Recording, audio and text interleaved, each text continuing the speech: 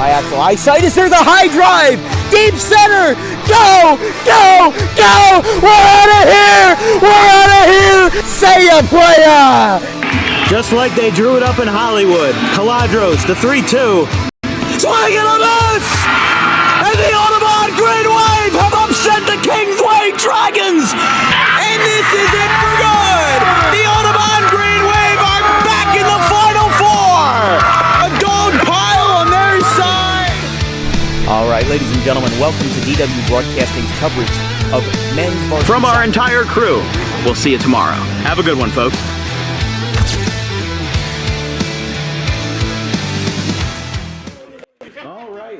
Gentlemen, welcome to what we here call the middle of nowhere. Welcome to Patty Boker Field here in Tabernacle, as we've got a Tri-County Baseball League matchup between the Pine Barrens Phantoms and the South Jersey Grizzlies. The first time that we've seen these two teams this year, and the first time that we've covered either of them in the regular season. The Grizzlies' last Tri-County live stream, for us at least, was back last year around this time for the quarterfinals against the Rough Riders, and then the Pine Barrens, we saw them in another quarterfinal matchup versus the Grizzlies were in the qualifying round versus the Cinnamonts and Reds.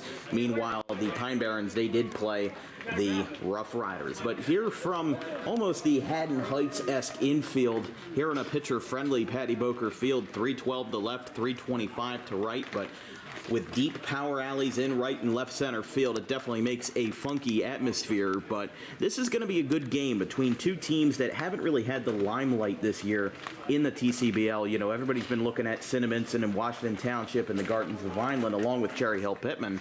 But these are two teams that could definitely make underrated runs if the time calls for it. South Jersey this year 6-3, and the Pine Barrens are 4-4, getting back to 500 after a 13-7 win last night over Del Rand. So these guys have been playing back-to-back for most of these weeks, but, you know, looking at what we've seen from these two teams so far, the Grizzlies, we'll start with them.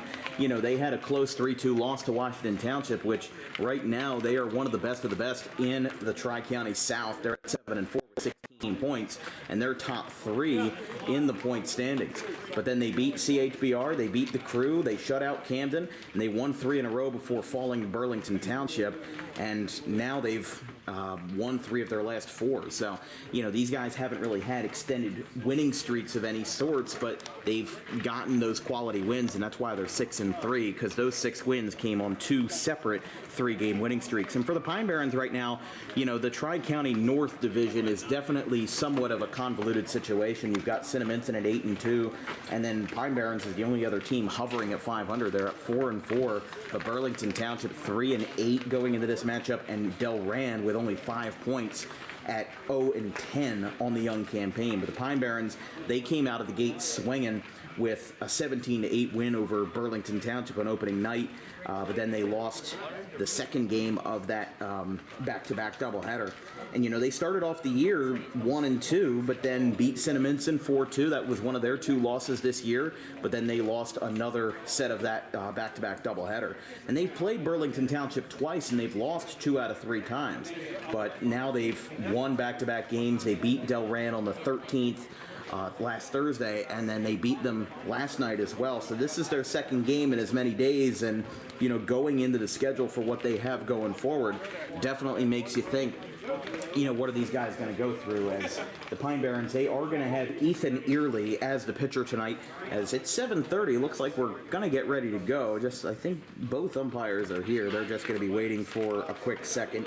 And then for the South Jersey Grizzlies, their starting pitcher tonight is going to be Tyler Histing, an RCSJ Cumberland product who has had some good numbers this year, 6 innings and a 2.33 ERA with a 143 batting average against. So Jerry Lamola and Nick Gruber, the head coaches for the respective Grizzlies and Phantoms ball clubs, are going to meet at home plate, and they'll go over ground rules. So we'll be right back in a couple of minutes with tape-delayed Tri-County League baseball here on this hot Tuesday evening. We'll be right back.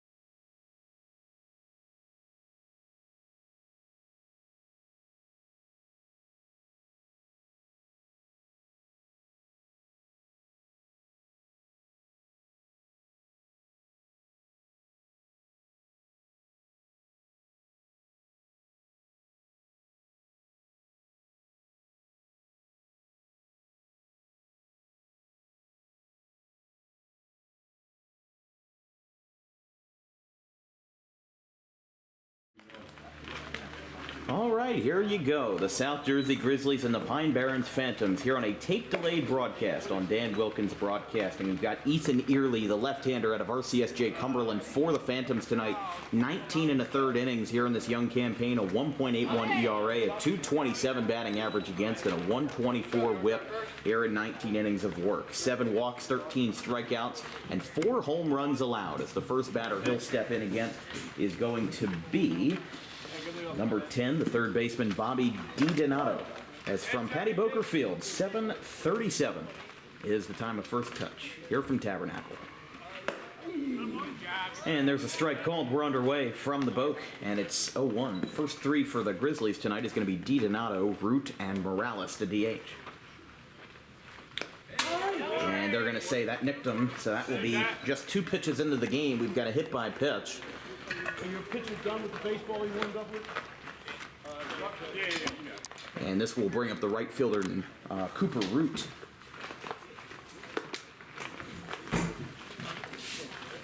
After DiDonato gets dinged. As we'll have a lefty-lefty matchup here versus the Cumberland Duke. There's a strike right down the plate from Early, and it's 0-1 to Root. Root, the outfielder out of Winted Mercy, the Griffins, batting .421 this year in 7 games played, 8 for 19. That will be down. Just 2 hits away from getting a 500 on the year, 3 walks, 3 strikeouts, and a 974, very impressive 974 OPS, as the count is 1-1 to Root.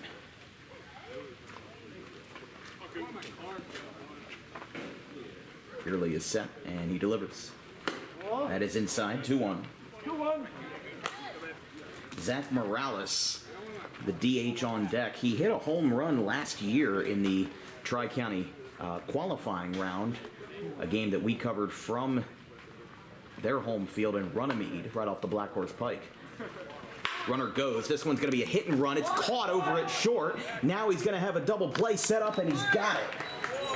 Gilmer sets up a perfect 6-3 double play, and Morales is left with no support and 2 away as he is doubled off on a beautiful leaping catch at short by Gilmer. And here is Morales.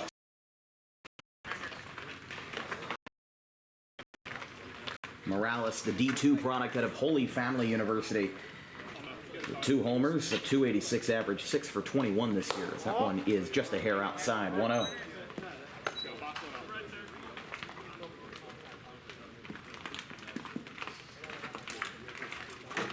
A 967 OPS for Morales this year. And like we said, I mean, the foul poles are hitter friendly. It's 312 down the left field line, 325 to right, and center field is hanging around 380. That one's outside, 3-0. So Early looking to get back into it before he'll have to face the cleanup man, Darren Alperley, the center fielder. A relatively clean inning so far for the Phantoms, 3-0. That will be ball 4 as Morales takes all 4 of them in a row, and after that double play, he'll take first base. But still no hits for the Grizzlies so far. The hit by pitch and then the 6-3 double play have defined the start of this game so far as the center fielder Alperley grabs the bat.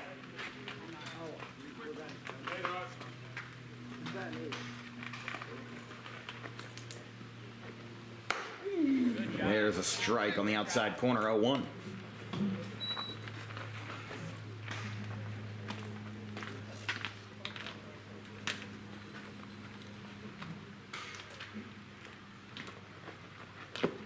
That is down, 1-1. Alperley batting .300 with a 717 OPS, 4 walks, 1 stolen base, 6 for 20 in 8 games played this year. He has played in all but 1 of the Grizzlies' 9 games so far this season. High chopper over towards Coach Gruber, but it's foul, and it's 1-2.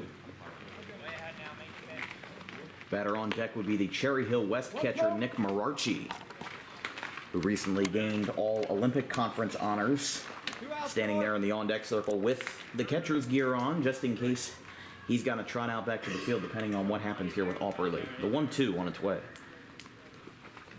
Runner goes. This one's outside. He'll have a throw down to second, and it's not going to be in time. So Morales takes the bag, and he gets himself in scoring position here with 2 down.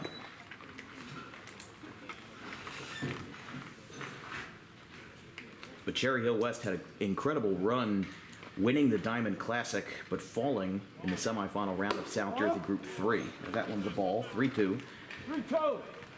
They had a legendary matchup with Delsey in the Diamond Classic final, but also in a playoff round in the semis of South Jersey Group 3. Delsey went on to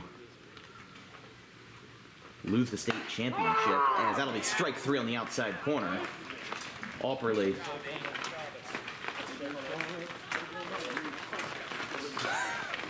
not a fan of that call, but the side is retired as Morales is left on second base as we go to the bottom of the first. Pine Barrens looking to get their first runs of the night right here.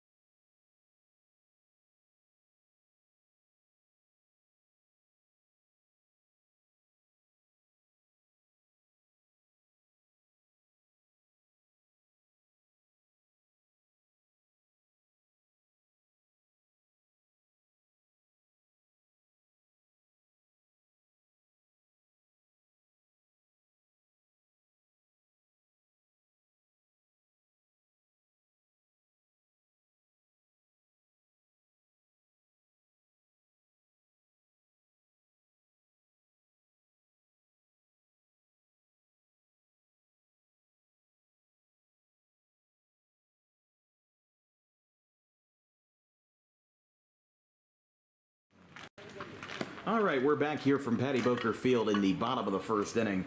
Pine Barrens, were left scoreless. Grizzlies were left scoreless in the top half of the first inning.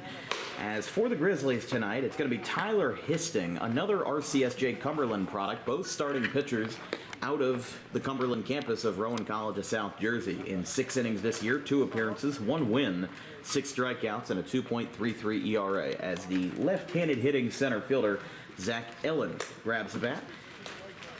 As there's your starting lineup in the bottom left corner of your screen with the head coach Jerry Lamola, Ellen, Gilmer, and Kelly, first 3 facing off against Histing tonight. First pitch is a strike, 0-1.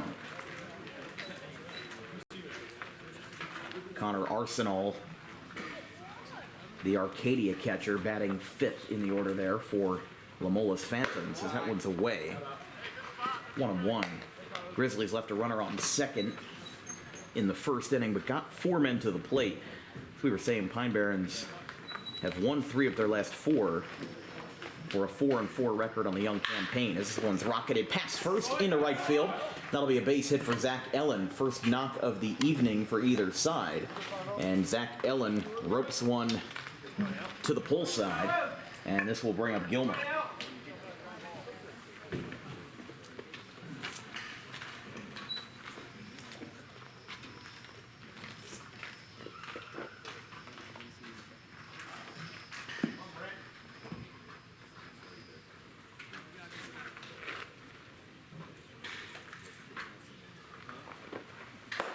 That one's upstairs, 1-0.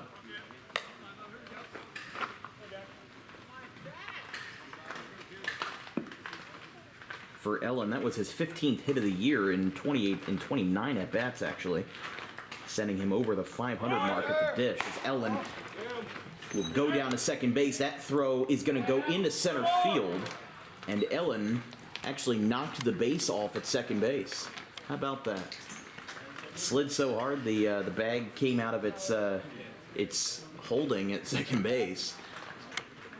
That's funny. There you have it. Surprised the lights haven't turned on yet here at Patty Boker. Game started a couple minutes past 7:30 at 7:37. And sunset tonight here in Tabernacle set for 8:30 as we approach the summer solstice. This one is poked out towards right field. That's going to drop for a base hit off the bat of Gilmer. Ellen's going to move to third. And you've got runners on the corners after back-to-back base hits off of Histing. And this is going to bring up Ryan Kelly now out of Keene. Another lefty for the Phantoms as they're going to try to get on the board before they've recorded an out. As Jack Gilmer of Albright drives one to the pull side, giving the right fielder a lot of action here. This one is fouled over into those tabernacle trees. Say that 3 times fast. It's 0-1.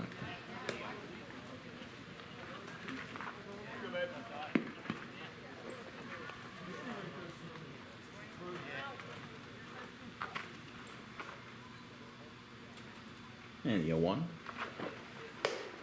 Strike 2. On tote, or O-tote. Kelly batting .480, 7 RBIs, 12 for 25. He's appeared in all 8 of the Pine Barrens games this year. Runner goes. That one's going to hit Kelly right in the shin, and that will load the bases. This will bring up Joey Steff out of Immaculata. Now, Immaculata was the first college baseball team that we covered this year on February 24th when they played Rutgers-Camden, funny enough. That was a doubleheader, obviously a very cold doubleheader in February, but they split the DH with Immaculata, and Steff was one of the batters a part of that. I think he might have been the leadoff man. Can't remember off the top of my head, but he's batting .429. And his first pitch with the bases loaded is a called strike. 0-1. 12 for 28, 8 runs scored, 10 runs batted in with 6 walks. And a 1.029 OPS.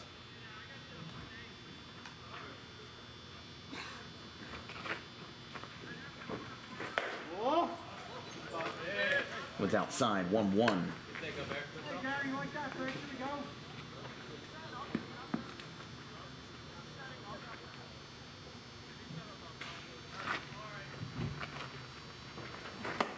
Inside.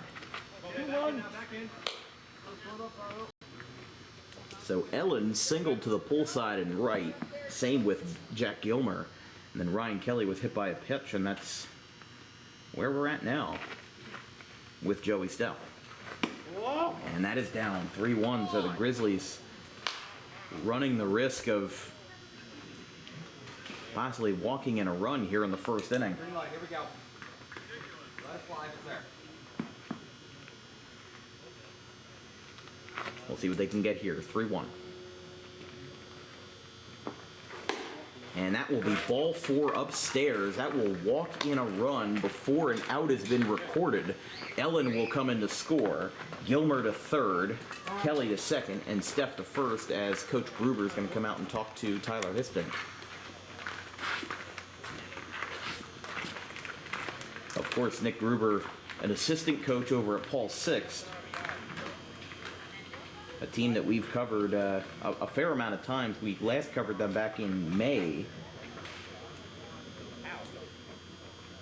with their first round playoff game versus the Pingree School, which ended rather controversially in a 13-4 final. PVI scored 11 runs in the 6th inning to put away Pingree, and it was a full 7-inning game, but it very well could have led to appeals and all the other stuff. That's going to hit an Arsenal right in the back. And on the first pitch, a walk and a hit by pitch have very quickly made it 2-0 Pine Barrens. As with Arsenal getting hit, that sets the stage for the sixth man of the inning, which would be Jerry Hewitt out of Rowan. But you could feel that. I mean, Arsenal still kind of rubbing his back a little bit. So strike one.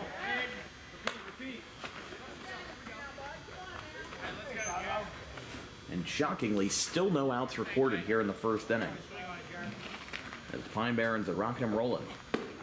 But their offense has been one of consistently the best in the league.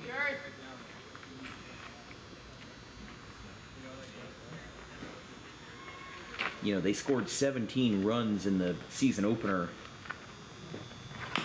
versus, oh, that's a fair ball. He's got to flip it to the plate. That's going to be a double play. How about that? The batter, Jerry Hewitt, didn't run out of the box and instead went behind the catcher. And he is going to run for Arsenal at second base as the courtesy runner. So a very unusual 1-2-3 double play. Kind of gives a tourniquet for the Grizzlies, as if no outs were recorded there, that could have very well led to a spiraling of an inning, as this brings up the pitcher, Ethan Early, with 2 on, 2 runners in scoring position, and 2 outs. And when he's down from Histing, 1-0.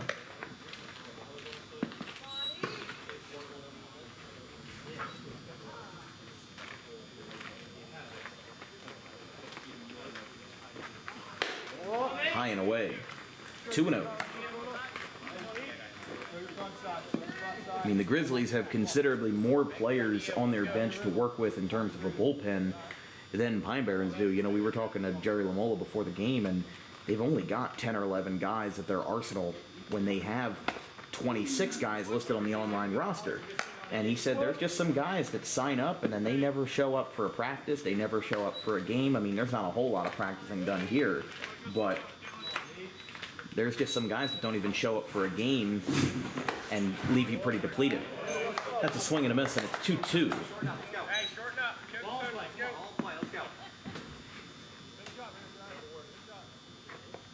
2-2 to the former Rancocas Valley product, Ethan Early. That's strike 3 on the outside corner, side retired. So 2 runs across for the Phantoms, but it surely could have been a lot more, as a 1-2-3 double play from Jerry Hewitt largely cuts the deficit, as the Grizzlies surrender 2, and they'll look to get that momentum back going on the offense. We'll be right back. In life, the road ahead is full of possibilities, but to navigate it safely, you need the right skills. Harper Driving School is the premier driving school serving Gloucester, Salem, and Camden counties. With experienced instructors, many of whom are teachers in local schools, we are dedicated to your success and will help you master the road with confidence. With an over 95% success rate of students passing their road test on their first try, you know your student will be in good hands while embarking on a huge step of their young adult lives, all while avoiding the lines at the DMV and getting insurance discounts. We chose Harper, and so should you.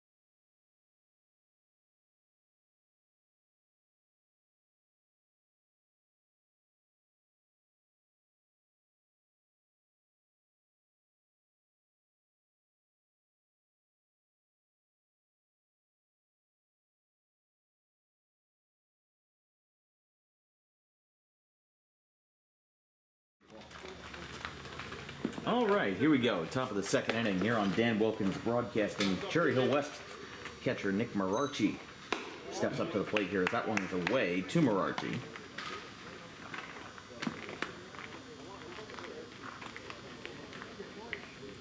Will be 5, 6, and 7 as there's a swing and a miss. Mararchi, Templeton, the first baseman, and Jake Vitale, the shortstop. Batting here in the second as a 1-1 count from Early is another swing and a miss. A hit on that one. 1-2.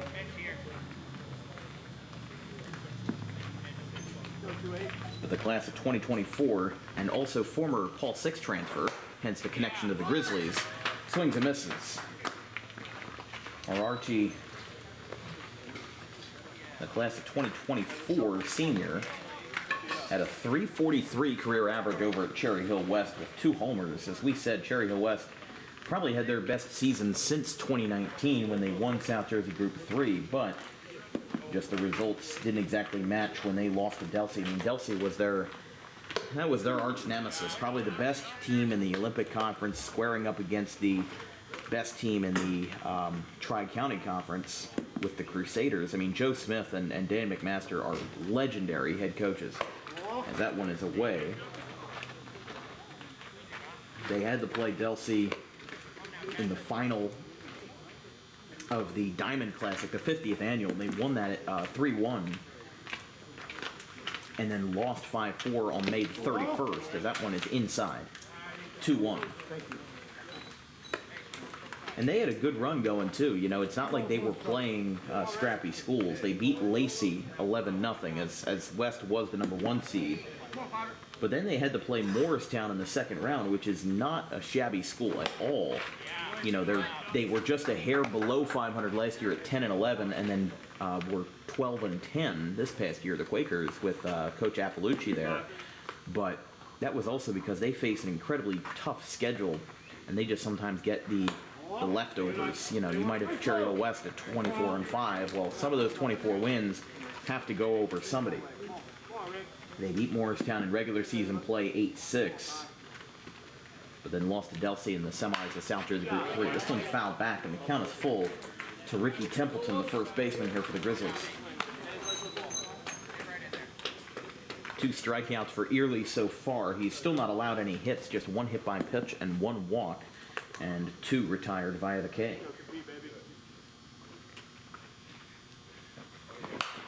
Foul back again.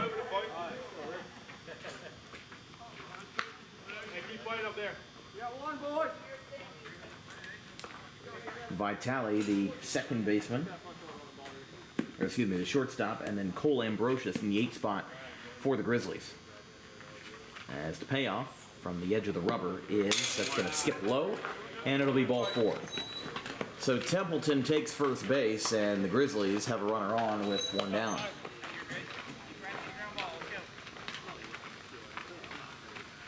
Second walk surrendered by Early, and you just got to think about the consequences of that 6-3 double play. Hey boys, we got one here. From earlier in the inning, or excuse me, from earlier in the ballgame in the first inning. This game probably could have been tied if both of those runs had formalized. As here comes a drag bunt up the first base line, but it will trickle foul, 0-1. I mean, this isn't the most stable infield to try to do a drag bunt. I respect it for, you know, the speed that Vitale has at shortstop, but in an infield that doesn't have a lot of grass to slow it down, the dirt's just going to keep rolling it and rolling it and rolling it. You're not really going to have that same power, but I see what he's trying to do. It's less of a sacrifice and more of a drag bunt, you know, trying to get both of you on. But he is quickly down 0-2 after the bunt went foul and there was a swing and a miss. Hey, fight up there, kid. So a strikeout and a walk have been on the box score this inning so far. Runner goes. That might have been why he wanted the bunt. The throw down to second base is going to skip and is caught at second. And it is strike 3 called. So Vitale is down on strikes, but Templeton does advance to second, and there's 2 away.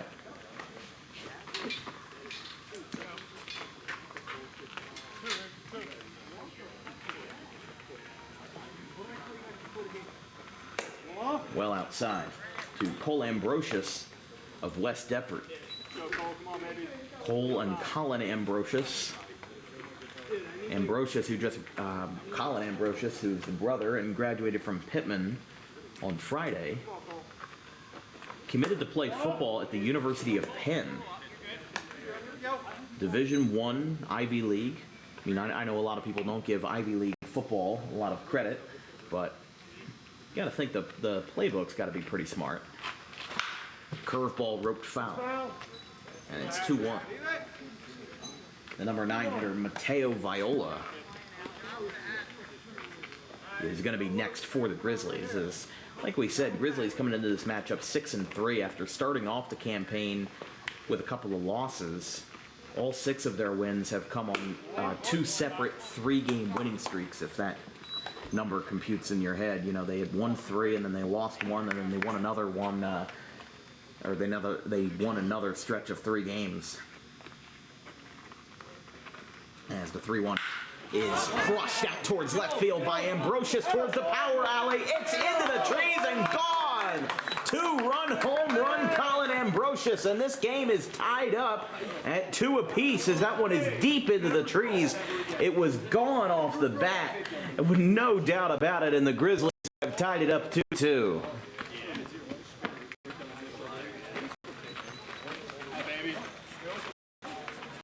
Colin Ambrosius, the West Deptford product, drives it straight into the power alley to the right of the scoreboard, and it's 2-2. Man, that was launched.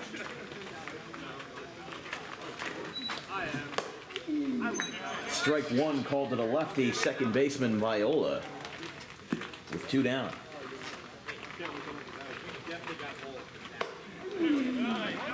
And it's quickly 0-2.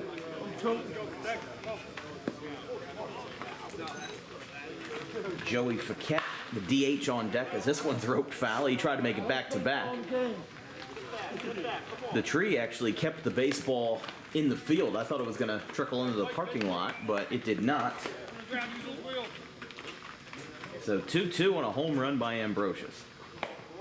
And that one is outside. 1 ball, 2 strikes. Yeah, I'm surprised they didn't have the scoreboard running. I don't know when's the last time that's been turned on, but pops it up. This one for sure is going into the parking lot, and it's 1-2. Let's go, baby.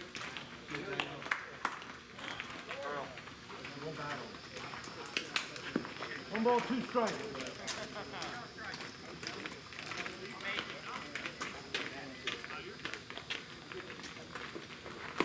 Fires a fastball for strike 3, and the inning is over. Grizzlies punch back with a 2-run home run by Cole Ambrosius deep into the trees and left. And there is a little kid out there who I think is going to bring that baseball back to its rightful owner. 2-2 after 1.5 from Tabernacle. We'll be right back.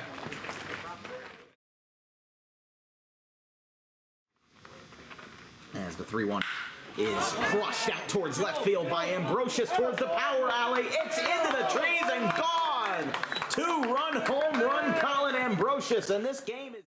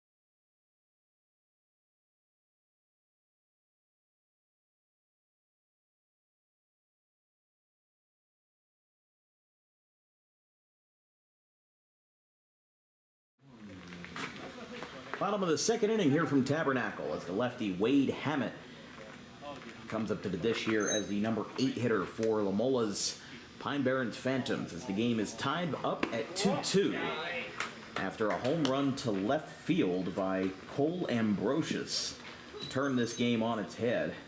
I mean, that was just gone off the bat, not a doubt about it.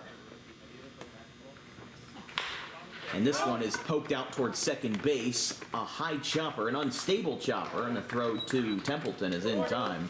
One away. This will bring up Daniel Emery. Or excuse me, Dylan Emery. 0 for 7 to start his Pine Barrens Phantom season. But he bats in the 9 spot here in left field. He actually showed up just a couple of minutes before first pitch and trotted out to left field.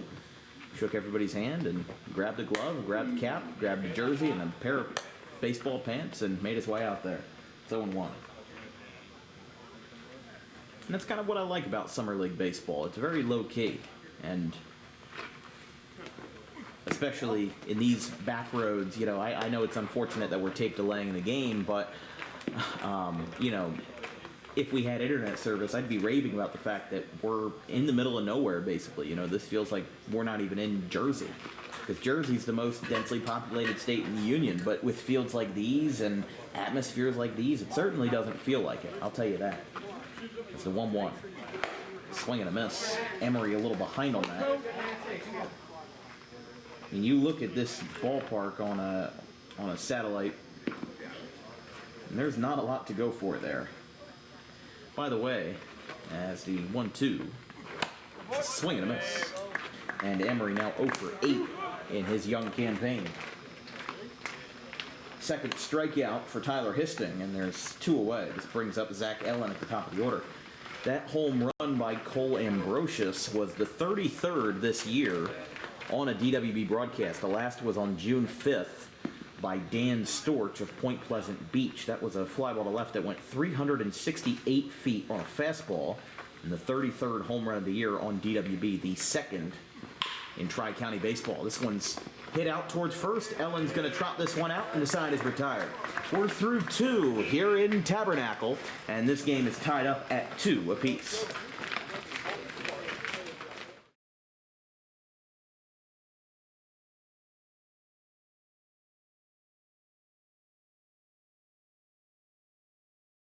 Tommy D's Home Design Center has opened a second location on Creek Road in Belmar, operating in Philadelphia for over 25 years and now expanding into South Jersey. Tommy D's is the place to go for kitchen cabinets, countertops, and cabinet accessories, heavily discounted compared to big box retailers. Stop in, take a seat, and watch as our experienced kitchen designer makes the kitchen of your dreams right in front of you. Tommy D's is the best in the business for quality kitchen countertops and cabinets that fit all budgets. Call us today at 856-210-9504 or visit the new location in person on the corner of Creek Road and Harding Avenue in Belmar next to the 42 on-ramp.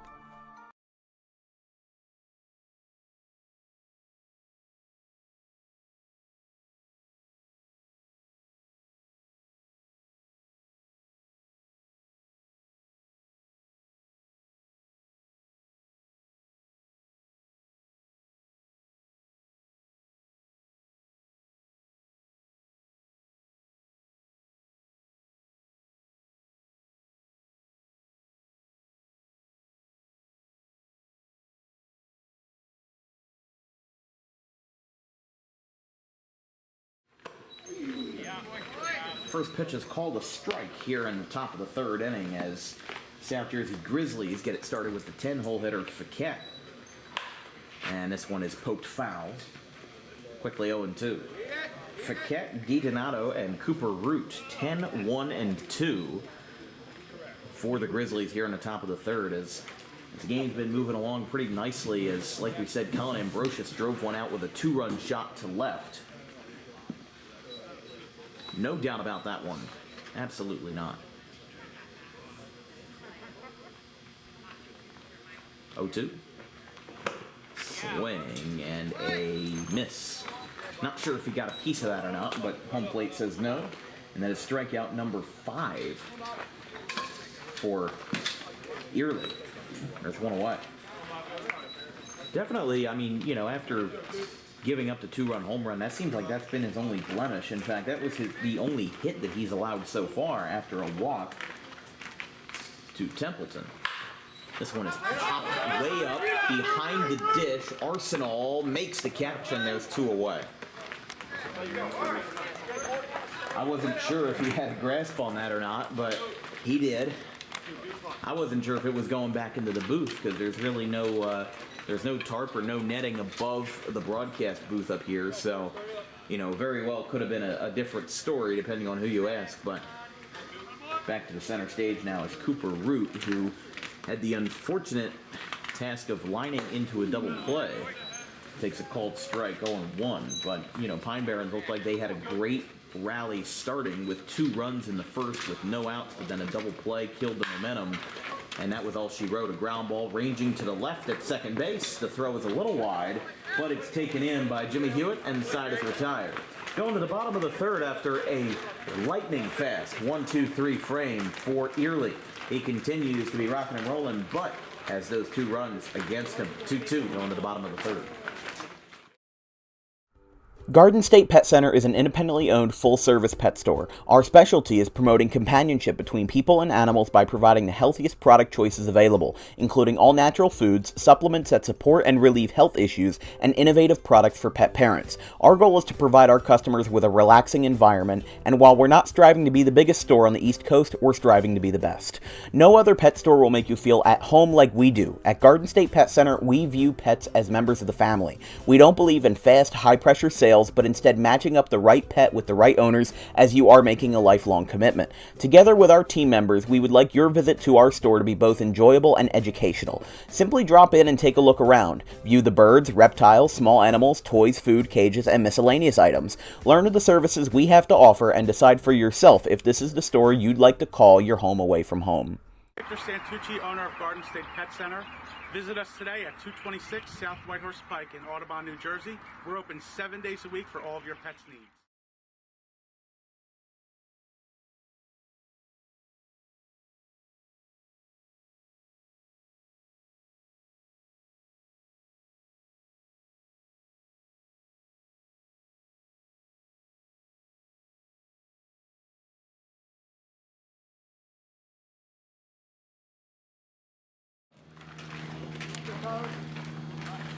Bottom of the third inning here on Dan Wilkins Broadcasting. This broadcast is brought to you by Garden State Pet Center.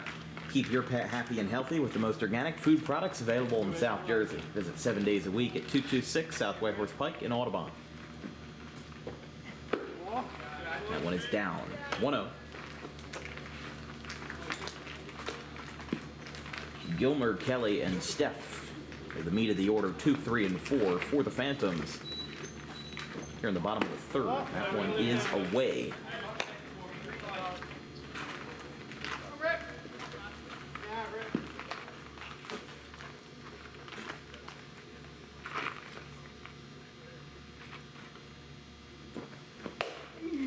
There's a strike. 2-1. Of course, tune in tomorrow morning at 9 a.m. from the Audubon Green Wave Turf as Trent Bannell and his friends host the second annual Audubon Wiffle Ball Classic. As this one is over the middle, that's going to trickle into center field, a base hit. Rocking it off the bat of Gilmer. He's 2 for 2. And he's got himself a good night and a good resume so far with 2 singles. He's been seeing the ball well, as here is Ryan Kelly, the alum of Keene University, hitting from the lefty spot.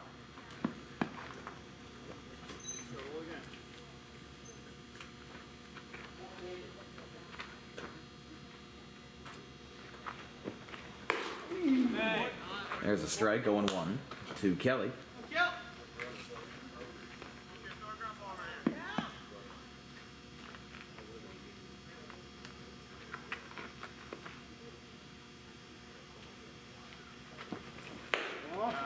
That one is outside.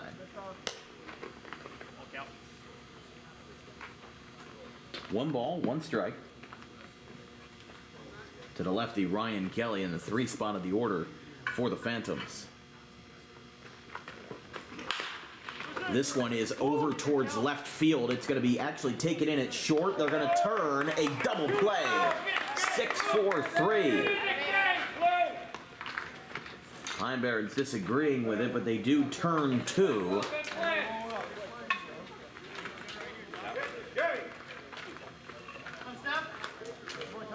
And now here will be Joey Steff of Immaculata after the double play. Definitely a close play over at first with Ryan Kelly, but you know, one of their guys in the infield was saying, let's get a ground ball here, let's get a ground ball, and absolutely they did. There's a strike. 0-1.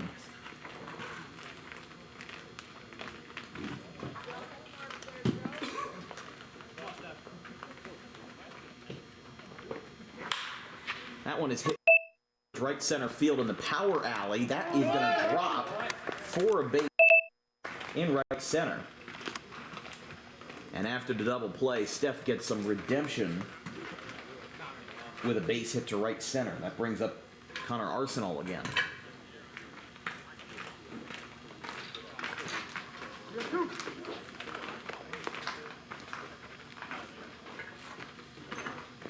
Arsenal took a painful hit by pitch in the first inning.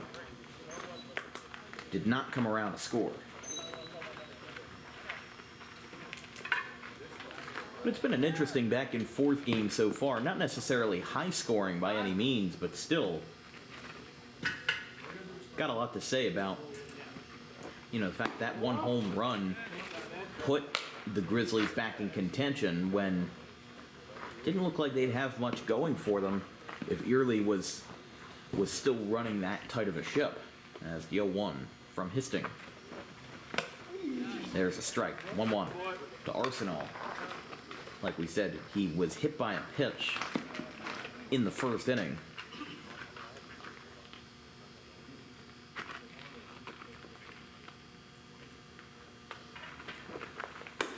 Breaking ball missed a little high, and it's 2-1.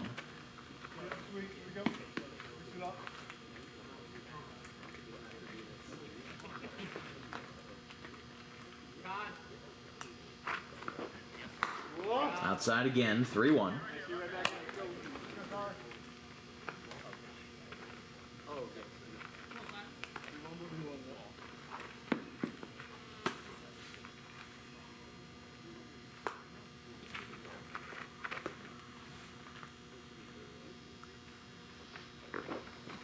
And that is outside. So Arsenal still 0 for 0 on the night. He's got a hit by a pitch and a walk to his credit. With 2 down, who's going to run? It can't be Jerry Hewitt, so instead it will be the last batted out, which is Kelly. So he'll take over at first.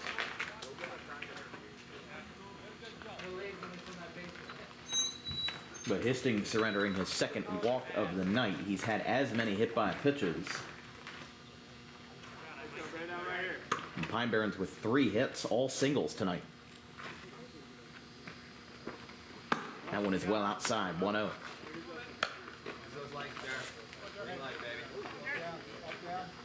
Find your pitch, man. If it's there, you rip it.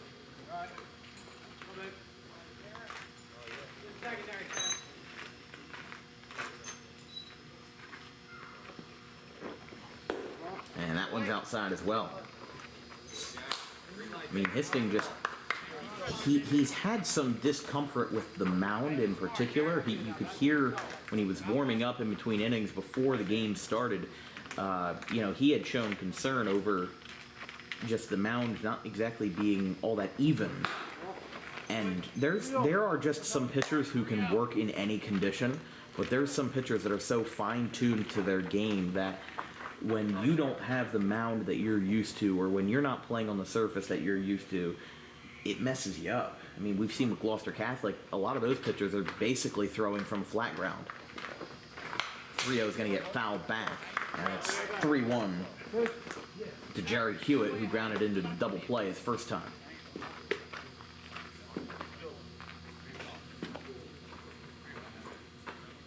But like we said, both of these pitchers came into the matchup with a 2.5 ERA or lower, so still very respectable records, no matter who you ask.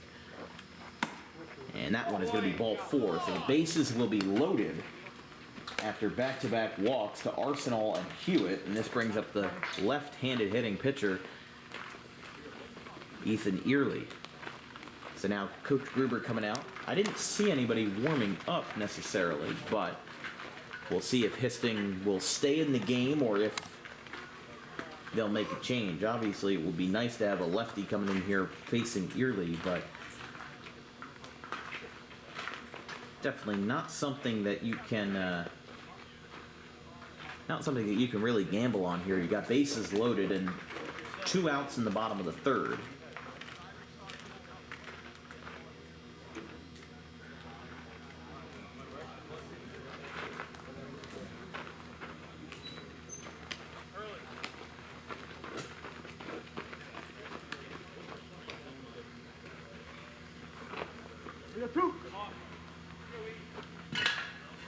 All right, so Histing breaks from the pitcher's visit and comes back in here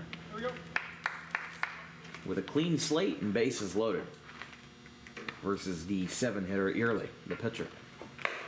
That one's outside, 1-0. But as we were saying, our next broadcast will be the 2nd annual Audubon Wiffle Ball Classic, starting at 9 a.m. tomorrow from the Audubon Green Wave Turf. And that is outside, 2-0. Come on, bear down right here.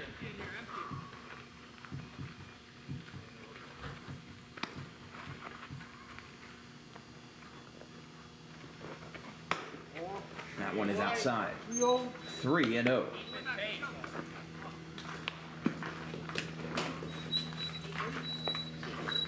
I mean, they already had a bases loaded walk in the 1st inning. Definitely wouldn't be a good mark of their record.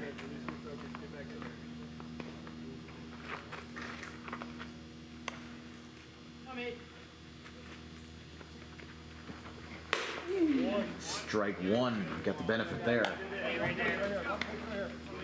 So he'll get the green light.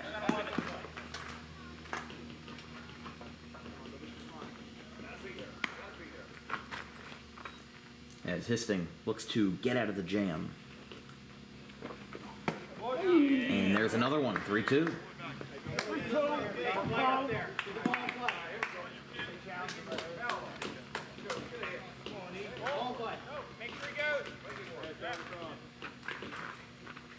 Three balls, 2 strikes. All runners are going.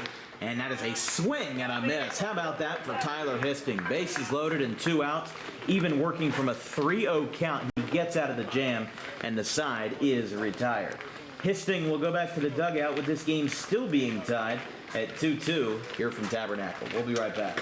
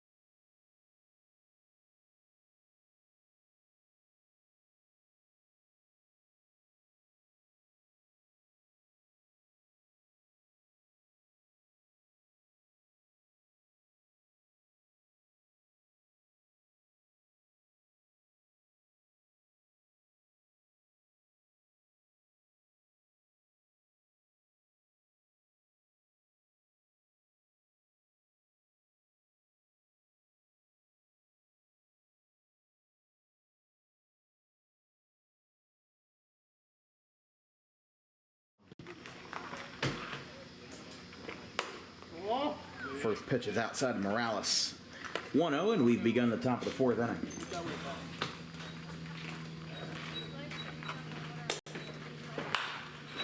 Morales pops this one up down the first base line, going over, and that one lands right next to the dugout on a sandbag, and it's 1-1. So we've got Morales, Auperley, and Marachi 3, 4, and 5 for the Grizzlies here in the top of the fourth. But it is time for DWB Trivia Time. Today's question is, what do Nolan Ryan, Jackie Robinson, and Ernie Banks all have in common? As that one is outside. The options are all played for California teams, B, all were switch hitters, C, all were born on January 31st, or D, all went to high school in Texas. Morales swinging out of his shoes there, and he fouls it back into the parking lot. Actually took a leaf off of the tree that's now gliding in front of the plate. Like I said, this is a very heavily wooded area and makes for an unusual situation, you know, with foul balls and home runs. Some are going to get trapped in the foliage, but this one's going to get trapped all the way over in Ocean County. It is gone all the way to the deepest part of the park. Zach Morales goes yard for the third time this year. Home run number 34 for TWB, as that one was without a doubt, just like Ambrosius, both homers, no doubt. 3-2 Grizzlies. You do not get much better than that. You know, there's been a slight breeze blowing out tonight. We obviously don't feel it here at the press box, but popped up, back behind the plate.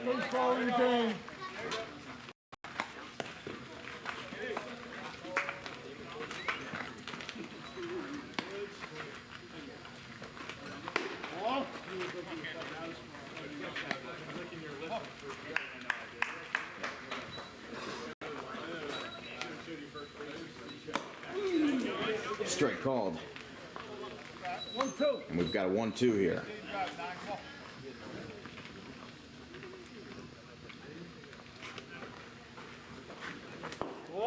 That is down.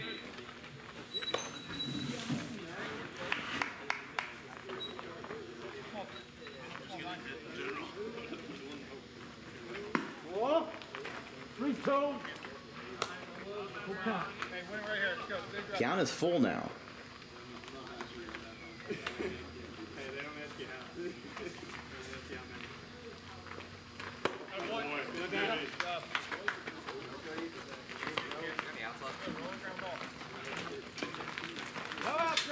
So a home run and a walk to Auperley bring up Marachi. By the way, that home run by Zach Morales, 34th of the year on DWB. That is the third longest of the season, 421 feet, as that one is high. The other longest ones were Devin Smith of Brookdale and Ryan Cole of Brookdale, which went 427 and 429 respectively. As this one is cracked out towards center field, Ellen going back. He's got room in the power alley. And he makes the catch for the first out as Marachi is retired, leaving Auperley on first now for Templeton, the first baseman.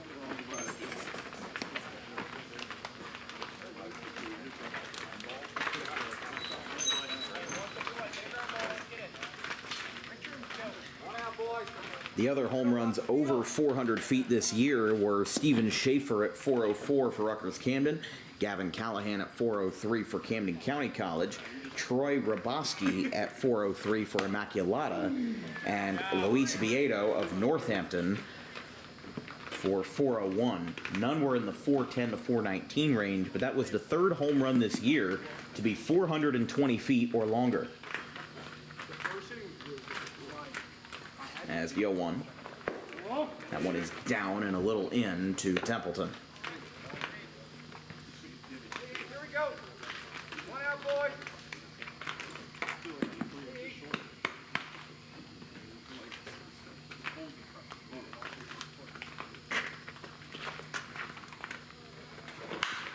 Fly ball down the right field line, and that will go foul. 1-2. 1-2 now with one away.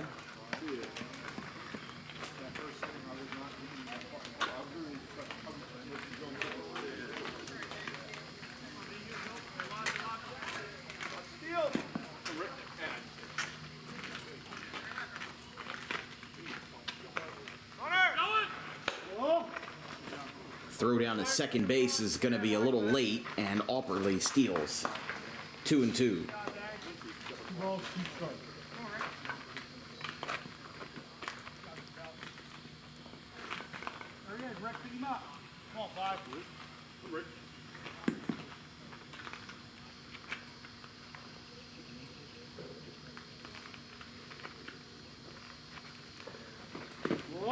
That's going to skip in, and Auperley's going to get the third. Arsenal will not make a throw. And the Grizzlies are going to have another runner in scoring position as as Auperley is 90 feet away from home. Come on, 5, let's go.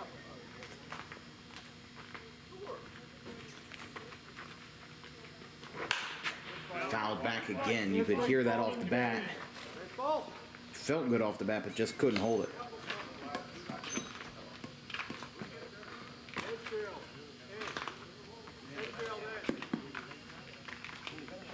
Take the runner at third.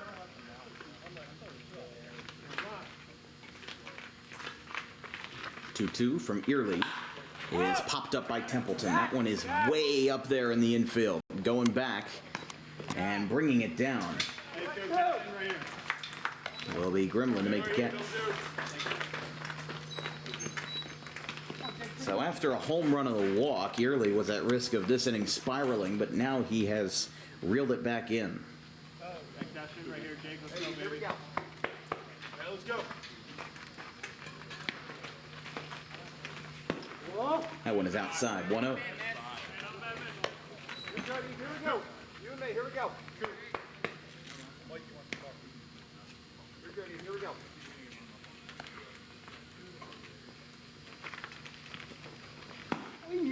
Strike called there. I mean, Early's been really fastball heavy. Both of these pitchers have been very heavy on their fastballs. Haven't seen too much in terms of breaking balls here tonight. As Auperley takes a big lead off of third, that ball goes into the tree and does not come down.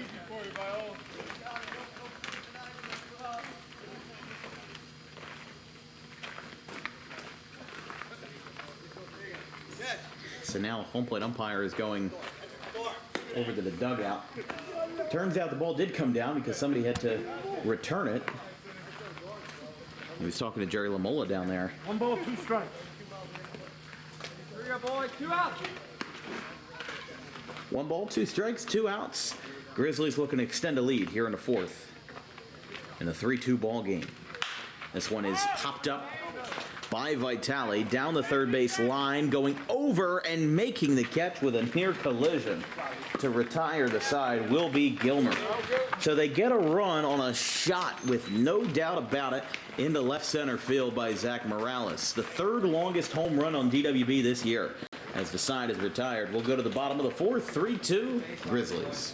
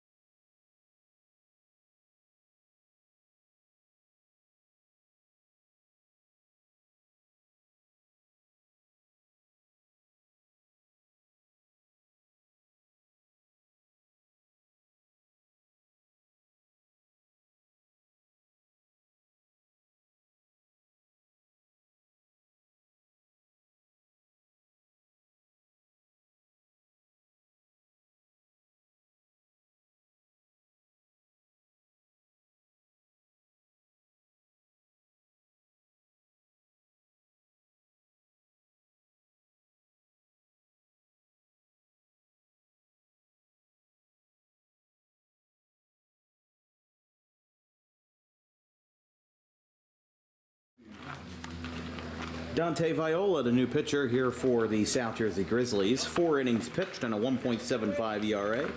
2 walks, 4 Ks, and this is just his 3rd appearance of the year here from Tabernacle. South Jersey Grizzlies took a 3-2 lead on a huge solo shot out towards left center field by Zach Morales, the 3rd longest of the year on DWB at 421 feet, as there's a strike.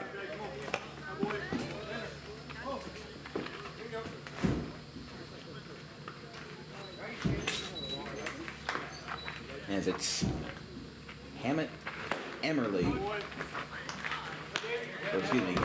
and Ellen. So that's going to be 8, 9, and 1 for the Phantoms, as it's quickly an 0-2 count to Wade Hammett in a lefty-lefty matchup here.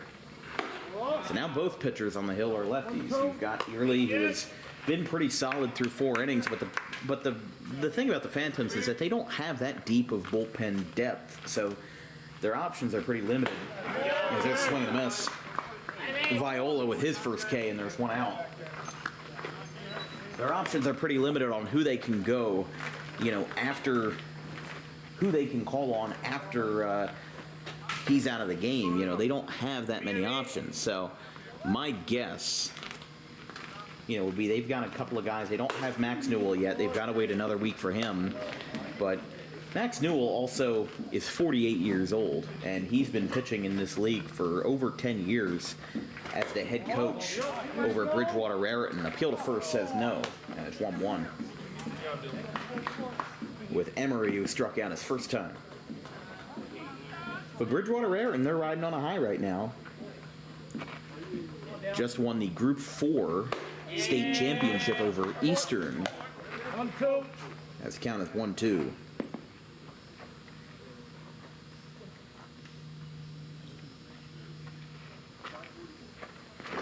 There's a swing and a miss. Back-to-back Ks for Viola.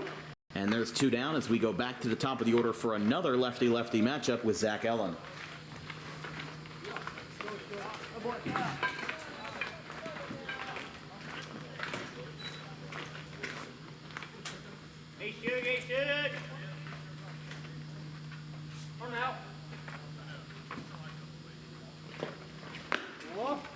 Outside.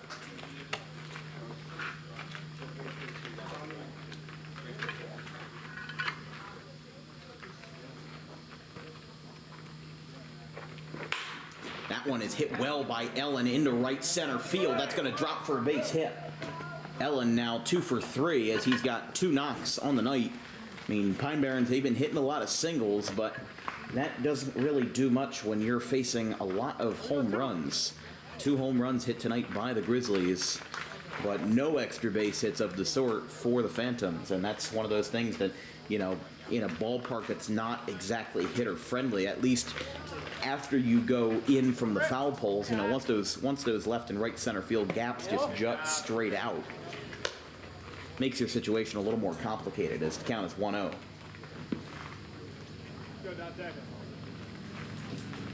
Gilmer also singled in the first inning as a part of the Barrens' 2-run frame. It is time for DWB Trivia Time with 2 away. Today's question is, what do Jackie Robinson, Ernie Banks, and Nolan Ryan all have in common? Was it A, that they all played for California teams, B, that they were all switch hitters, C, that they were all born on January 31st, and D, that they all went to high school in Texas? Vince, you got a guess on this one. I don't think there are any California teams because Jackie played it. California. No. I'll go with the switch hit. No. This one's stumping you. This one is going to sound. All born on January 3rd. That is correct. It is the only day for Major League Baseball to have 5 Hall of Famers born on the same day, as there's a strike called. That'll be 2 strikes against Gilmer now, but they also have a couple other Hall of Famers from the Dead Bowl era, basically the 1890s and early 1900s, but it is the only day on the calendar that has 5 Hall of Famers born on one day. The most notable, obviously, as that's ball 4. Viola not happy with it, and that'll be a 2-out walk to Gilmer, as this brings up another lefty, Ryan Keller.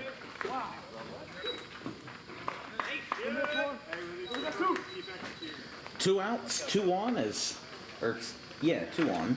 Runners on first and second. As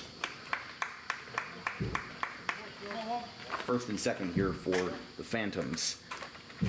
As Kelly's going to take a ball. That's going to be a wild pitch. And now both runners advance to second and third. Watch pass ball.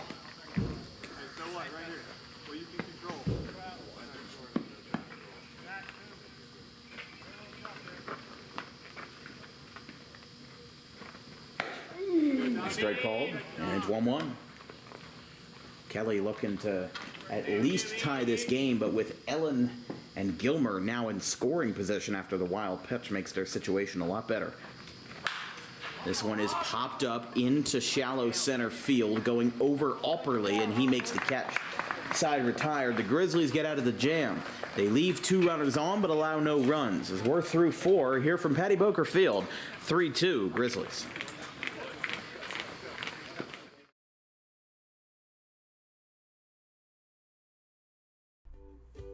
In life, the road ahead is full of possibilities, but to navigate it safely, you need the right skills. Harper Driving School is the premier driving school serving Gloucester, Salem, and Camden counties. With experienced instructors, many of whom are teachers in local schools, we are dedicated to your success and will help you master the road with confidence. With an over 95% success rate of students passing their road test on their first try, you know your student will be in good hands while embarking on a huge step of their young adult lives, all while avoiding the lines at the DMV and getting insurance discounts. We chose Harper, and so should you.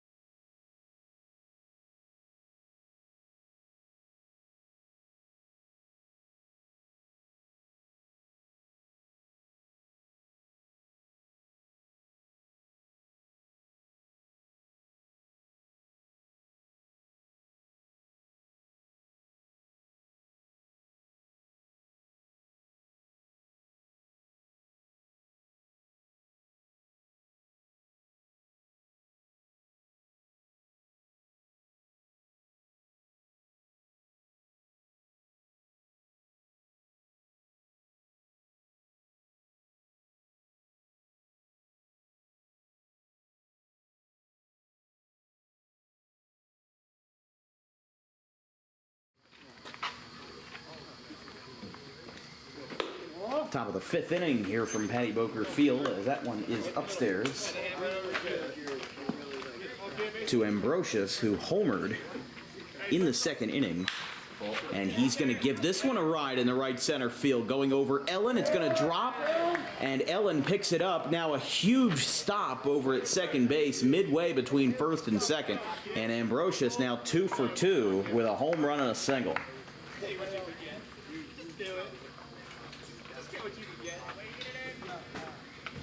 And here is Viola now, with nobody out in a base hit, as the Grizzlies look to extend the lead here in the 5th. Now the runner's going to go. They tried doing this the last time, and now it's going to work to perfection. That's going to be a bunt single, as Viola, who attempted to get a drag bunt going in the 2nd, gets it working well this time, and now 2 runners are on for Fiquette. Back-to-back singles for the Grizzlies.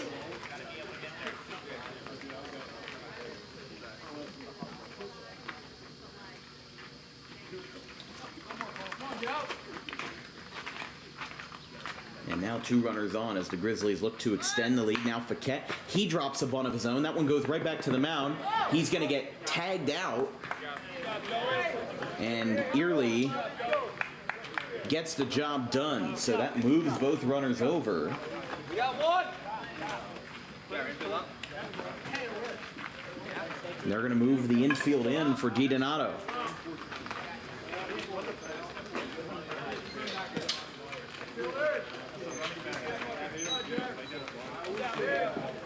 And DiDonato on a hit by pitch and a pop out to the catcher. Come on, Bob. Let's go. Cash in right here. looking to cash in here. That one is down. It'll skip in front of Arsenal.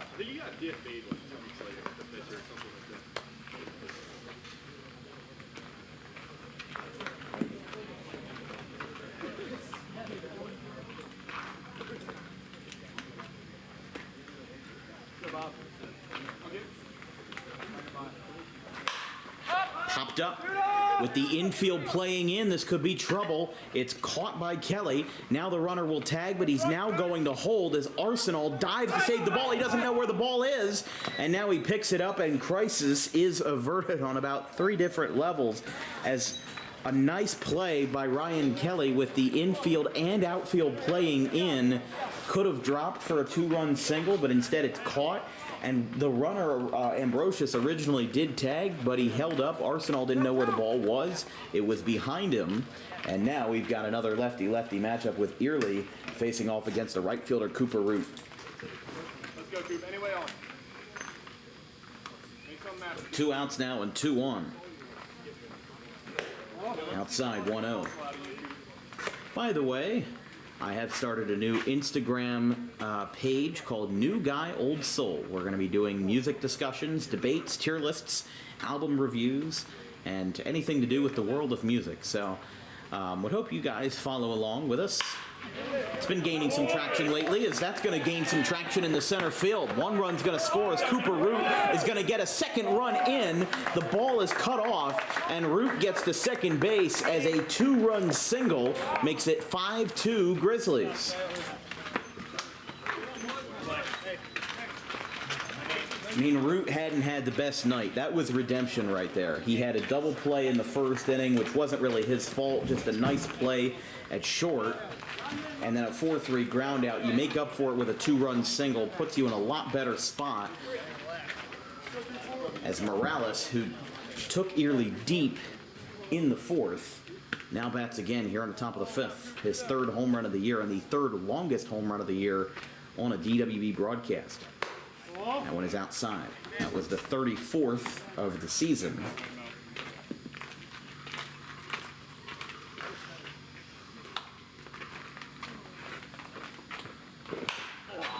He's swinging like he wants number 35, but that one is into the parking lot, 1-1. As the sun setting on tonight here, 8:50 p.m. Started the game just a couple minutes past scheduled first pitch at 7:37. 2 down, guys. 2 down.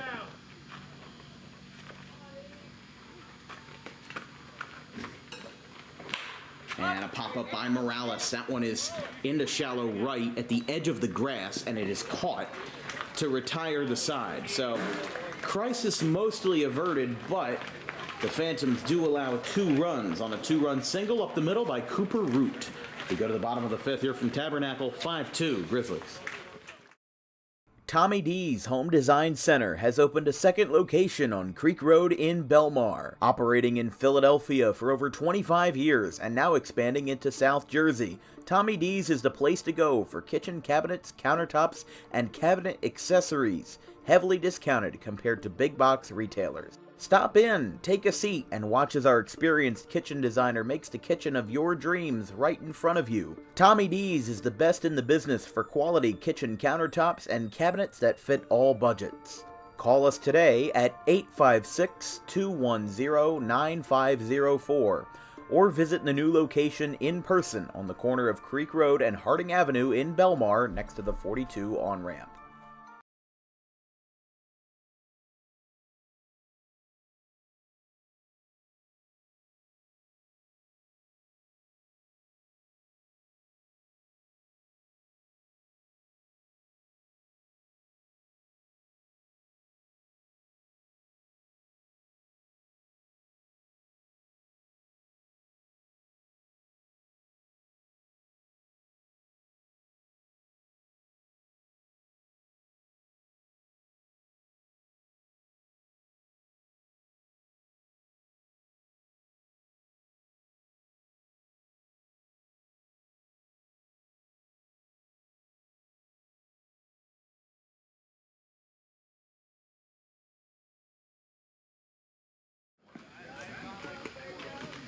Here in the bottom of the 5th inning, Grizzlies extend their lead to 5-2. There's a big swing and a miss there.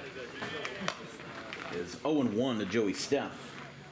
As a 2-run single by Cooper Root up the middle have given the Grizzlies a comfortable 3-run lead here with 9 outs to go. That one is outside, 1-1. This broadcast is brought to you by Tommy D's Home Improvement. Make your dream kitchen come true today with wholesale kitchen cabinets and countertops at heavily discounted rates.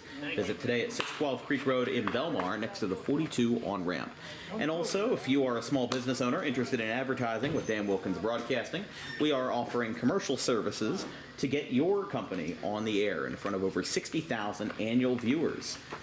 Rates start for $250. That's the starting price for 6 months. As that will be out number 1. As Steph is retired on a swing and miss, bringing up Arsenal. You know, I think out of the teams in the Tri-County Baseball League, I think the Phantoms, something that they really hold dear is the team chemistry. There are some teams that are just hodgepodges of high school, college, and former college athletes who, you know, don't really know each other. It's like when you watch high school all-star games or collegiate all-star games.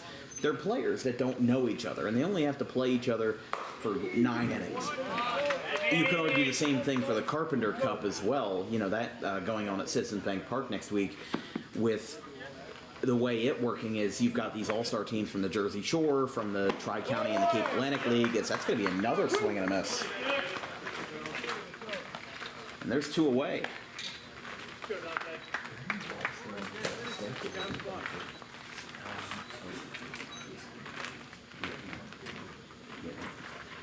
So here is Jerry Hewitt of Rowan for Viola.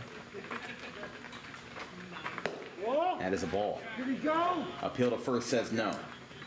I was going to say we're on an immaculate inning watch, but that just got spoiled there.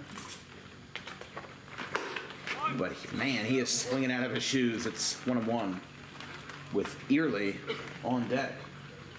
As the 7-hitter for the Phantoms, as they're going to need some offense to get this going back on their home turf. 2-1 now. But like I said, there are some teams that they just don't seem to have the same chemistry as the Phantoms do. As this one's fouled back. You know, these guys are socializing in the dugout. They're, you know, getting to know each other really well.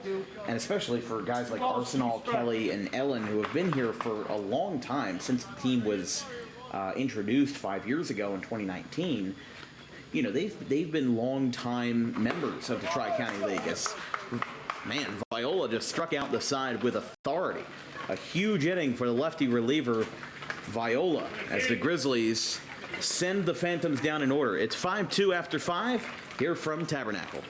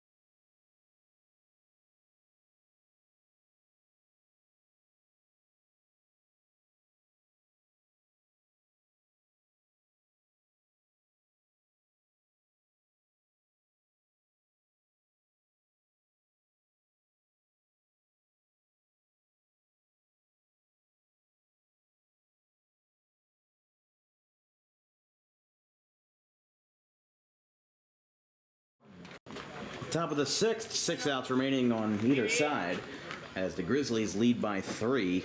Ethan Early still in the ball game as that one is outside. But, you know, Jerry Lamola, you just look at that bench, and he's got Jerry, and he's got one other guy down there, and that's it.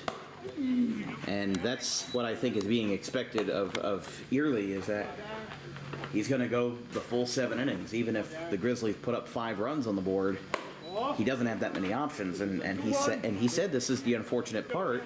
You know, we've got all the love and respect for the Tri-County League, but this will be a problem in every summer league that you go to, except for maybe the Cape Cod League. I mean, not to say that this league is dysfunctional or anything, or without organization, but you know, you look at some of the leagues around here, and you look at the Tri-County websites, and almost every team has a full 26-man roster. But then you go here, Grizzlies have a couple of guys extra in the dugout when they're in the field. Maybe 14 guys are here. And then for the Barrens, well, you've got 2 guys in the dugout, and one of them is the manager, and he's up near 60 years old with Jerry Lamola. So you've got 9 guys on the field, and one of them is in the dugout. Cracked foul off the bat of Alperley. 4, 5, and 6 for the Grizzlies. And it is 1 and 2.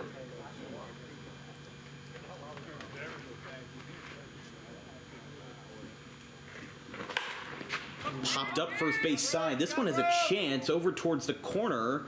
That is a foul ball. Looked like a close call there with the chalk. Just missed though, as it was not taken in by Joey Stepp over at first base. Good hustle though.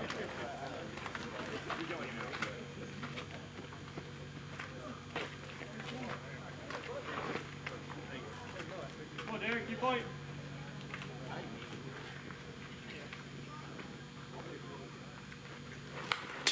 Fouled straight back. Count is still full here.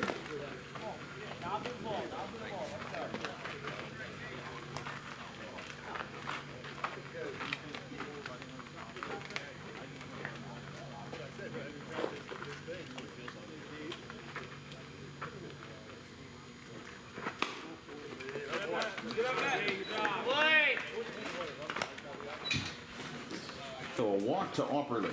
Brings up Nick Mararchi again. Alperley with his 2nd walk of the evening.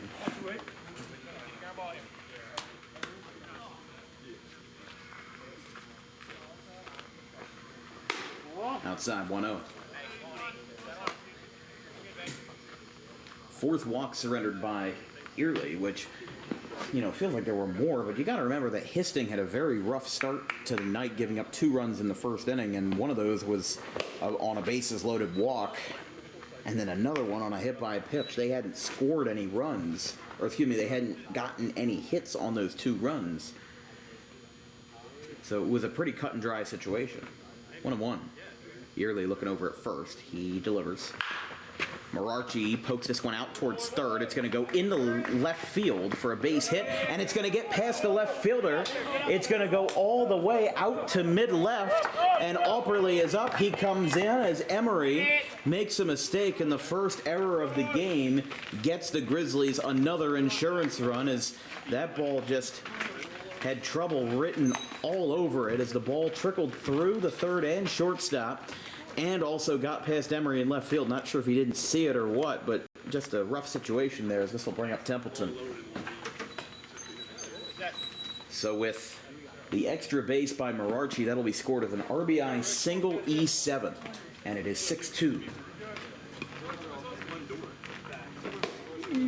Our next Tri-County baseball game will be June 24th, next Sunday, between the Cinnaminson Reds and the Washington Township Senators for some Sunday night baseball. Or excuse me, that is Monday, the 24th, at 7 o'clock from Williamstown High School. Which is funny, you know, they had been playing at Washington Township High School for a couple of years, and then made the switch to Williamstown with field availability. You know, a couple of teams changed locations this year, just in terms of where their home games are played, as that's foul for Templeton, and it's 1-2.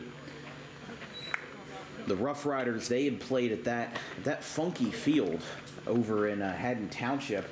It was at the Ricino complex, which That field, I mean, you know, no matter how you slice it, it was a rough complex.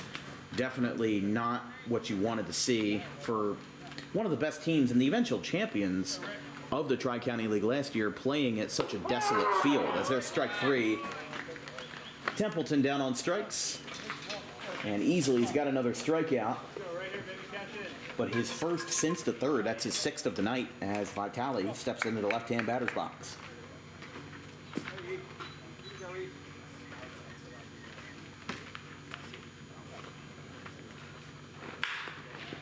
That one's going to skip out towards second base. The throw is in time, 2 away, but that does move Marachi over to third. I think they might get a courtesy in.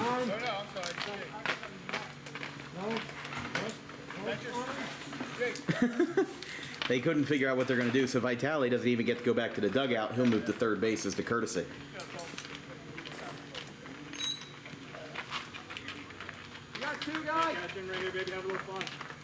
So a strikeout and a 4-3. Grizzlies looking to get more than 1 run across as Ambrosius, who homered in his 2nd inning at bat, takes a first pitch strike, 0-1.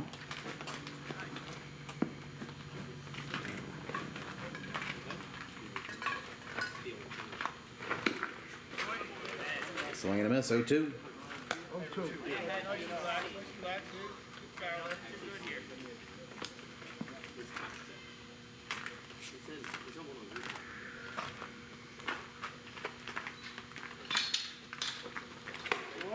Upstairs, 1 and 2. 1-2.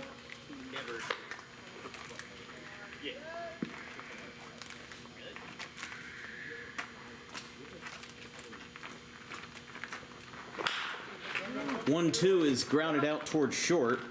Throw to first is on a scoop, and he got him.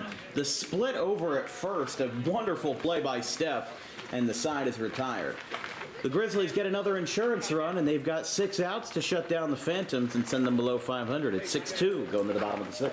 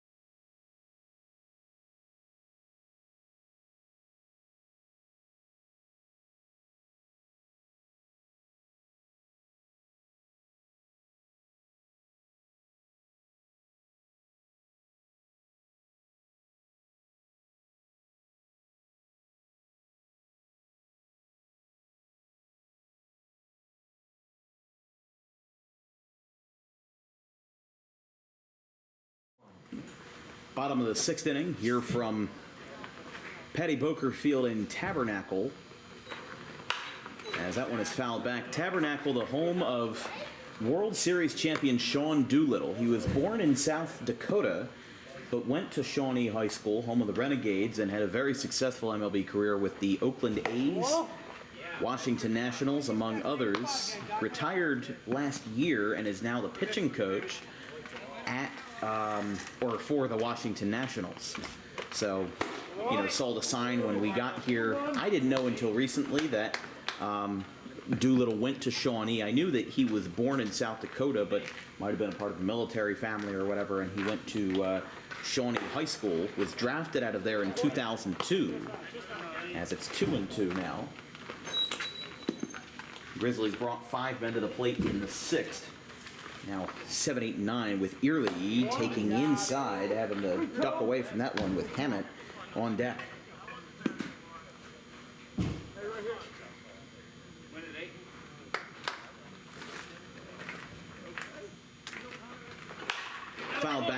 3-2.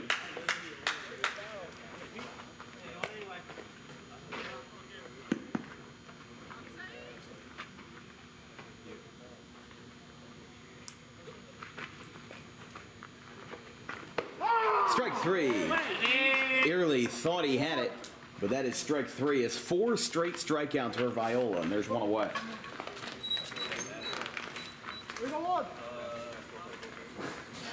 Of course, news just broke a couple of minutes ago that the namesake of the World Series MVP, Willie Mays, passed away a couple of minutes ago. 2-time MVP, 24-time All-Star, 12-time Gold Glove Award winner, and a recipient of the Presidential Medal of Freedom. Mays was 93 years old, born in 1931. The World Series MVP was named after Mays in 2017. Obviously a big loss for Major League Baseball and the entire baseball community, because everybody remembers the catch at the Polo Grounds in New York, where he is running, not backwards, but he makes the basket catch with the ball flying over his head, as that's going to be a base hit in the center field for Will Hammett with an exciting dugout. And Hammett tries to revive the Phantoms' offensive momentum. They're in the 6th with a 1-out single. Way to brighten up a dark segment there after we learned of the passing of Willie Mays.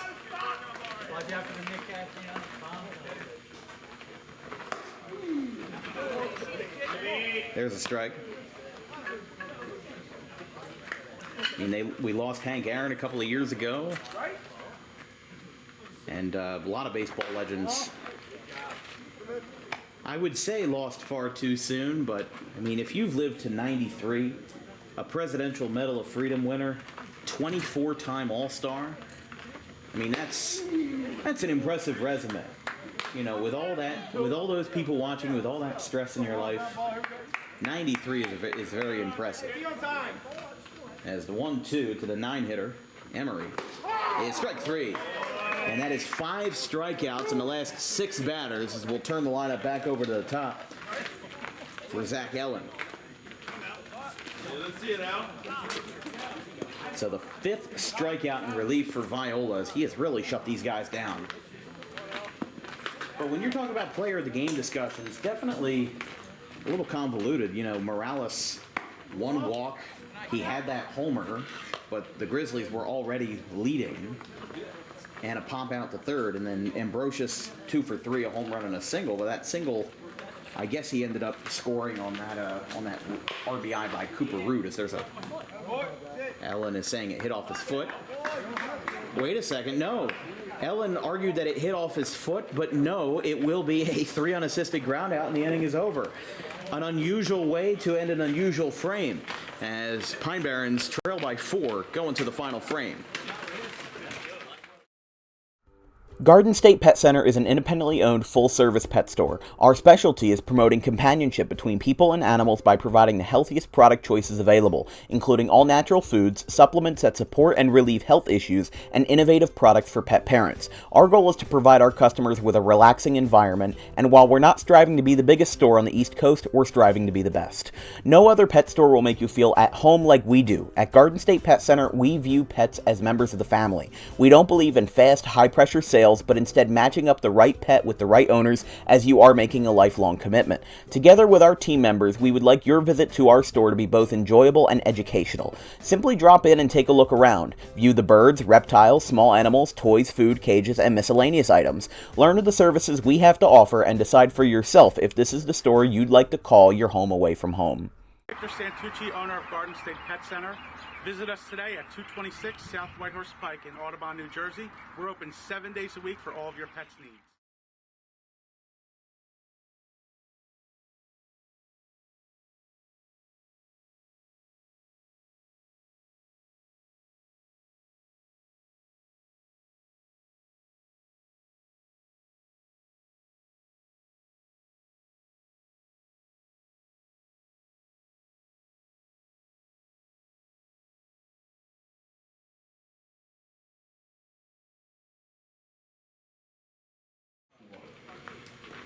Well, the night has cooled down significantly here from the Pine Barrens home field here in Tabernacle.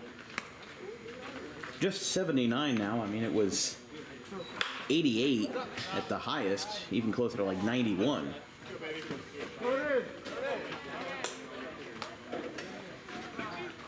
As we've got Viola, Paquette, and DiDonato, 9, 10, and 1 for the Grizzlies here in the top of the 7th. Of course, the Grizzlies have an interesting story of their own with their logo. Not an original as I originally thought, but their logo is instead a... actually, the logo that we used for this broadcast is from Georgia Gwinnett College, which is the same as they use for regular athletics, but the version on the Tri-County website wasn't as high quality, as there's a ground ball out towards second base, picked up, and throw to first by Jerry is in time, 1 away.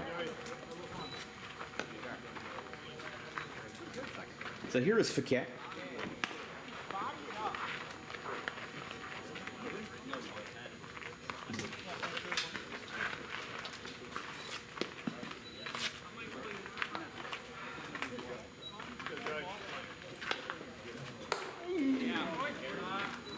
Strike one. So 1 away, base is empty as the Grizzlies have scored in most of the frames tonight. As there's a hot shot out towards short. Throw ranging to the left, he got him. And Paquette is retired, 2 away for DiDonato.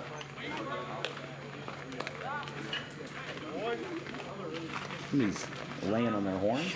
You were hearing what I was hearing? I thought it was just the sounds of the night, like with the generator and the crickets, but I was wrong. Maybe it's a train? Is there a... I mean, it sounds like a car horn, but it's... I mean, it's very faint. Sounds of the horse. Popped straight up. DiDonato not happy with it. And Jerry makes the catch, side retired. We've got 3 outs to go as the Phantoms put up a 1-2-3 frame, but they've got some work to do on the offensive side of the ball. 6-2 going to the bottom of the 7th.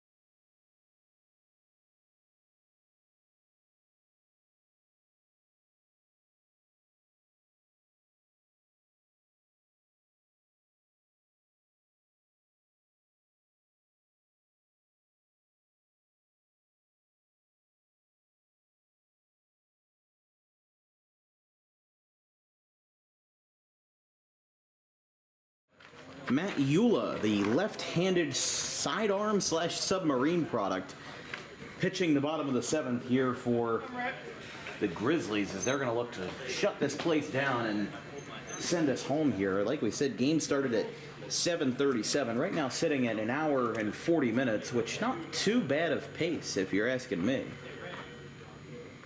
But that one is outside. 1-0.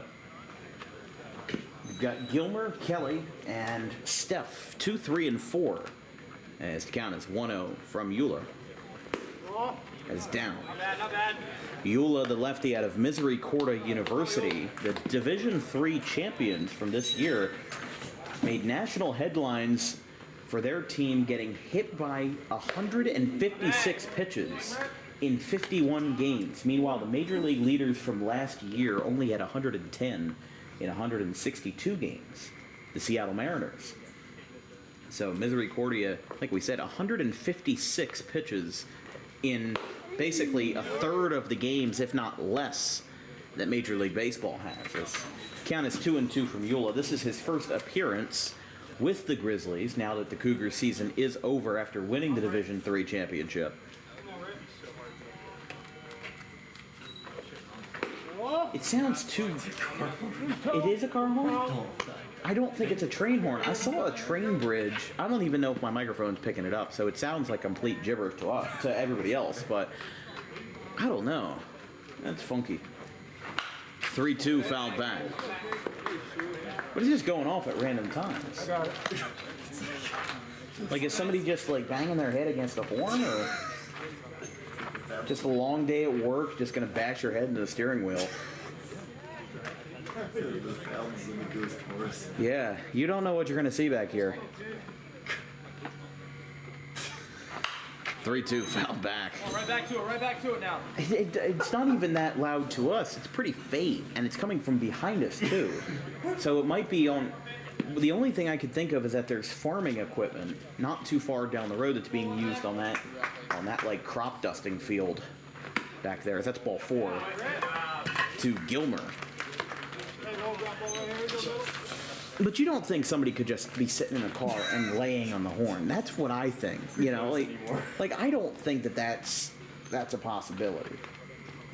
That's the thing, is that I don't think that's what's happening.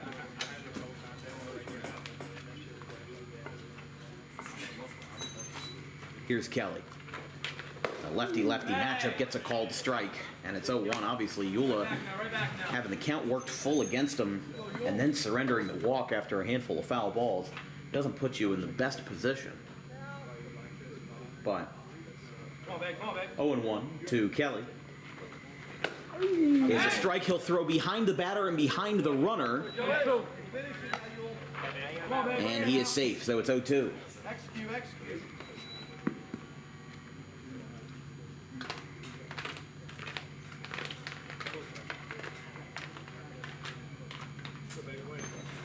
2, Kelly fouls it back. He got jammed. And that one is in the trees.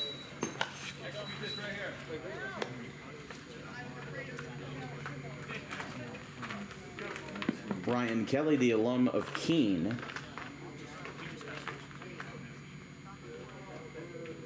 6 walks, 12 for 25 this season, 480 average. That one is away. Now they're going to throw behind the runner again. Tough play there, but Kelly stays alive, and it's 1-2. 1-2.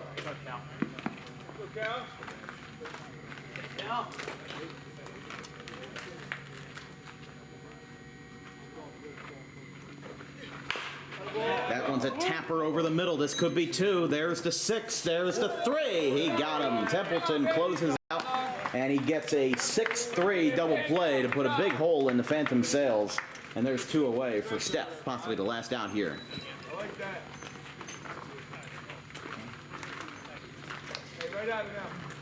And Steph with a walk, a single, and a strikeout. 1 for 2. Let's go.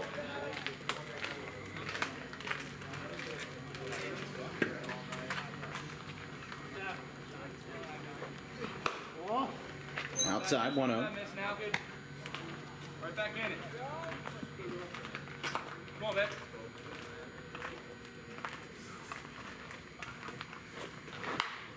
Foul back. And It's 1-1. Got a piece of the pillar there. Like we said, our next Tri-County League broadcast will be Monday, June 24th, between the Cinnamon Reds and the Washington Township Senators from Williamstown High School, home of the Braves. That'll be a 6:10 start from Williamstown. Oh, that one's inside. Almost grazed Steph as he struggles to stay on his feet. It's 2-1. And our next broadcast in general will be tomorrow at 9 a.m. with the second annual Audubon Wiffle Ball Classic from the Audubon Green Wave Turf. 9 a.m. start time. There's a strike called, and it's 2-2. Could be down to our last strike here. Grizzlies would improve to 7-3 with a win. Pine Barrens would fall to 4-5 on the campaign with a loss. Strike three, called, and Steph is retired. That's the ball game. The Grizzlies with a dominant showing on the pitching end, and they get the job done with some steady offense. They never really let the pedal off, as the 6-2 final will be what we're left with tonight. The Grizzlies get themselves the win. Your player of the game, presented by Harper Driving School. No interview tonight, but it's going to be Colin Ambrosius. He homered in the second inning to tie up the game at 2-2, and then got that run on to start a rally in the fifth to get Cooper Root's 2-run single going, and that was the play that eventually put the game away. Grizzlies improved to 7-3, and these guys are red hot. Like we said, it's going to start maybe another 3-game win streak, but for us, that's going to be us. That's going to be it tonight for our first broadcast in 12 days. Our last was the Group 1 semis between Point Pleasant Beach and Gloucester. That was our last high school game of the year, and now we're back fully in summer season. But, you know, the Grizzlies, they used the extra base hits to their advantage. You know, they had a lot of success with that tonight, and definitely that 2-run shot by Ambrosius put a little life into their dugout, and then Morales did the same in the fourth, led off the inning with a home run, and the Pine Barrens, even though they got 2 runs in the first inning, just never were really to replicate that same success once they went into the bullpen. Viola shut him down at 5 strikeouts in 2 innings, and then Eula, even though he had a tough start, got that double play to get bailed out, and that's how the game ended. So from everybody here at DWB, our social media coordinators, Brandon the Kegerland and Keely Curran, our graphics crew, Gavin Van Rel, Caleb Lane, Liam Nolan, and Nelson Reeves, my producer, Vincent Vogt, I'm Dan Wilkins. We will see you tomorrow, 9 a.m. sharp, for the Audubon Wiffle Ball Classic, and on Monday, June 24th, for the Cinnamon Reds and the Washington Township Senators. Have a good one, folks.